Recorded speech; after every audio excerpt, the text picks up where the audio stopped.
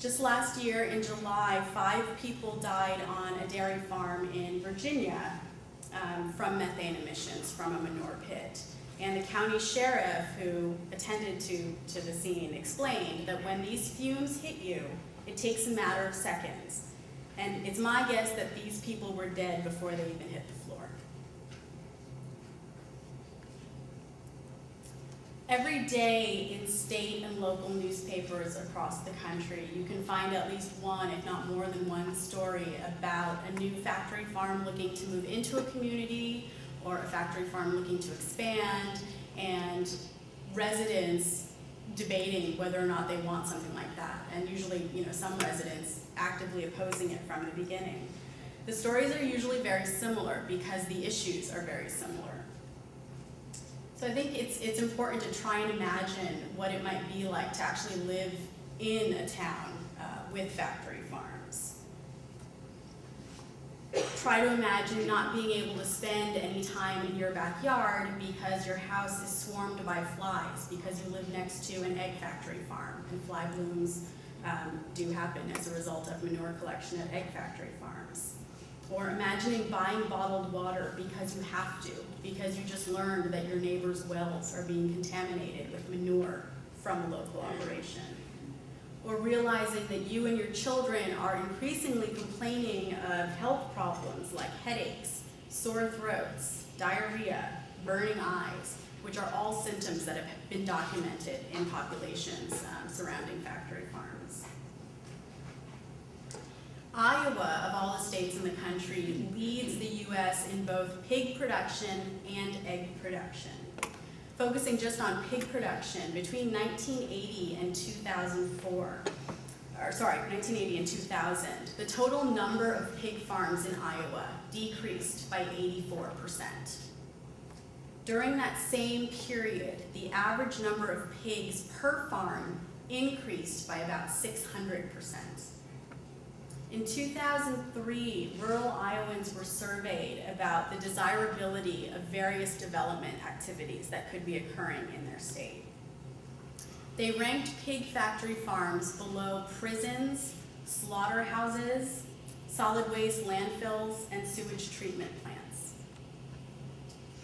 That same year, in 2003, the American Public Health Association, which is the largest association of public health professionals, began calling for a national moratorium on CAFOs because of the health threats they pose to workers and neighbors. Studies have found respiratory problems among workers, such as impaired respiratory function, organic dust syndrome, occupational asthma, and chronic bronchitis. Studies have found that kids who attend schools near CAFOs may suffer increased incidences of asthma. Other studies have documented the problems factory farms create for those who live near them, as I mentioned. In one study, residents near a pig factory farm were compared to residents in a community without any factory farms. And those who lived near one reported more frequent occurrences of headaches, runny noses, sore throats, excessive coughing, diarrhea, and burning eyes. Researchers in another study found that neighbors of a factory farm suffered from nausea, weakness, chest tightness, and additional respiratory problems. So up until now, we've been talking solely about factory farming and solely about factory farming in the United States. Now, if we pull the lens back a bit to look at animal agriculture more broadly, we see that the environmental issues in which meat, egg, and dairy production are playing a role go beyond the scope of what we've covered so far. And this brings us to climate change. This is just a cover of the most recent issue of our HSUS member magazine. The cover story is pollution factories. We have some copies of them here for you if you're interested. Moving on to climate change. In 2006, the United Nations Food and Agriculture Organization issued a landmark report. And when they began this report, what they were setting out to do was to look at various environmental issues and look at the role that livestock production plays in each of these issues. They looked at land degradation, air pollution, water pollution, water shortage, loss of biodiversity, and climate change.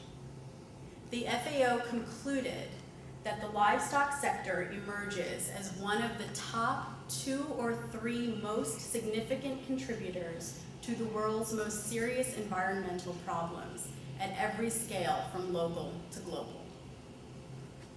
But among all its findings, there was one that was most surprising.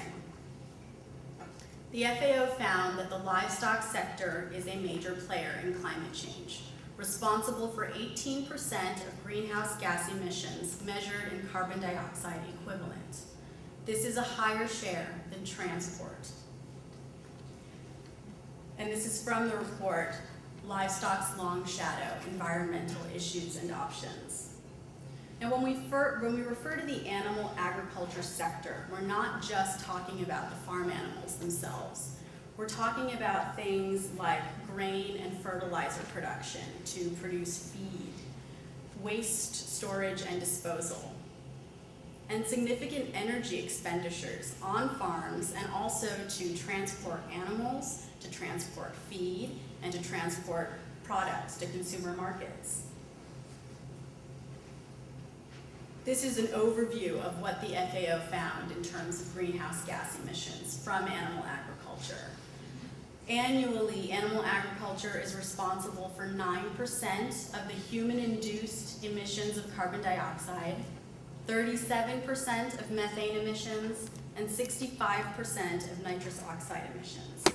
And it's important to note that methane and nitrous oxide have higher global warming potentials than carbon dioxide, because oftentimes they're not discussed to the same extent as carbon dioxide. 1 ton of methane has the warming capacity or global warming potential of 23 tons of carbon dioxide. 1 ton of nitrous oxide has almost 300 times carbon dioxide's global warming potential. So if we look at each of these gases distinctly and how animal agriculture is contributing to these emissions, we can start off by just talking about carbon dioxide emissions. Carbon dioxide emissions from animal agriculture tend to result from the resource-intensive nature of feeding farm animals, and more importantly, feeding so many of them. I threw out 10 billion earlier as the number of animals raised